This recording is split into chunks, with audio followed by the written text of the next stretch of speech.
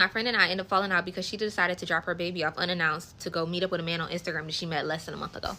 So last weekend she texted me, she's like, hey, what are you doing tonight? I tell her, I say, you know, I'm just relaxing, just chilling, I'm in the house for tonight. She says, okay, perfect, because I need a favor. Now, before I'm even able to text her back and say, hey, like, what's up, like, what do you need? She texted me, she said, oh, I'm dropping a baby off at 6 o'clock.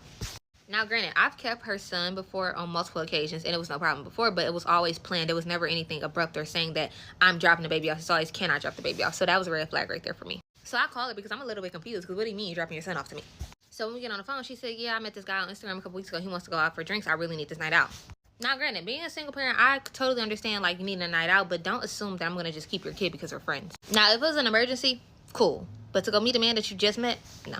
So when I tell her, I'm like, you know, don't assume that I'm available to keep the kid because I'm staying in the house tonight. She says, well, I thought that you wouldn't mind because you always said that you love him. Love doesn't matter.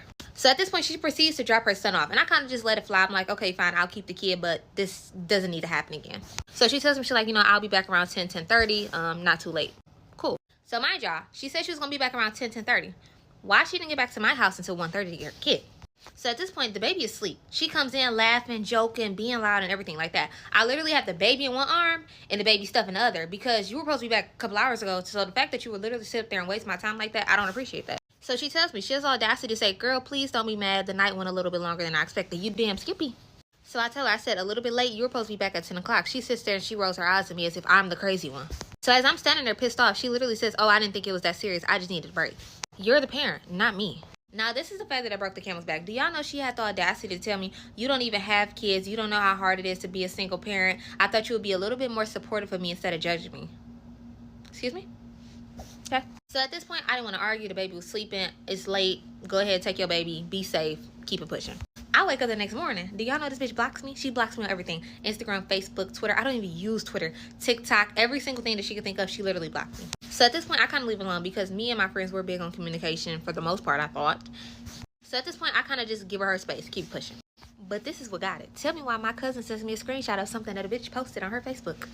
The meme says something about real friends help friends without keeping score. But the caption is what got it. The caption reads, y'all moms know sometimes we need one night to breathe. If you don't get it, you're not my tribe. Hashtag single mom life. Hashtag cutoff season. For one, bitch, don't nobody use hashtags like that. You're pressed. So now I'm the bad guy. Okay. So mind you, this was last weekend. So Thursday night, I go to Target, right? I run into a mutual friend. She asked me, she said, oh, have you talked to such and such? And I'm like, no, because, you know, I tell her what happened. She looks at me as if she's seen a ghost. So she just looks at me with a confused face. She goes, that's so crazy because she's sitting up here telling people that you begged to babysit and then decided to switch up when she dropped the baby off. What? Anybody know me?